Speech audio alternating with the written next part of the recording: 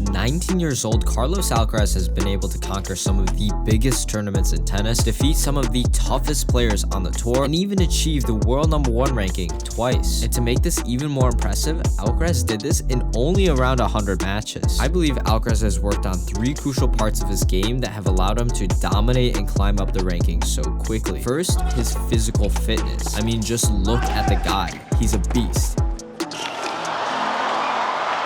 But he was not always like this. This is Alcaraz at 15. And this is Alcaraz at 19. Bro hopped on the trend. Since his professional debut, he's dedicated countless hours to build up muscle and endurance, making him not only one of the hardest hitting guys on tour, but also one of the best movers. How good? Well, just listen to some of the top players he's beaten. I've never played a guy who moves as well as him, honestly. You know, I've seen him get a lot of balls, but I was hitting some drop ball, and he's getting there, and how he's able to extend points. He's a hell of a player. His movement is one of his many weapons. Of course, it makes other players feel like you need to paint the line sort of to be able to hit a winner, and sometimes even that's not enough. So that's probably why Alcaraz outperforms almost every other young player on the tour. With the longest matches lasting anywhere from 3 to 6 hours, you need an exceptional level of physical fitness and mental toughness. Speaking of mental toughness, Alcaraz consistently demonstrates it in almost every single match. Despite being so young, his mental game is truly world class. But it wasn't always like this. In fact, Alcaraz has actually hired psychologists to help him with his mental ability. And he's even touched upon the subject. Quote, "When I was 15 or 16, I threw my racket around quite a bit,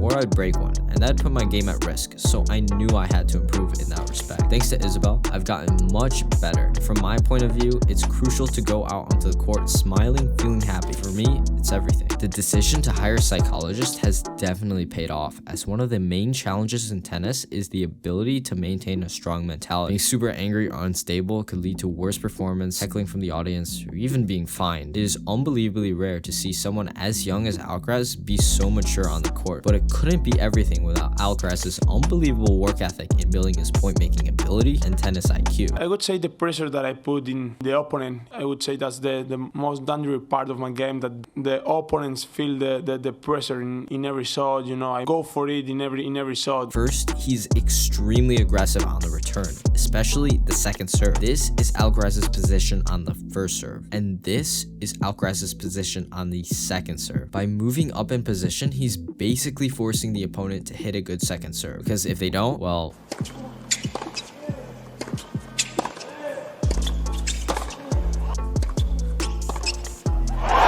And the return isn't the only way Alcaraz applies pressure.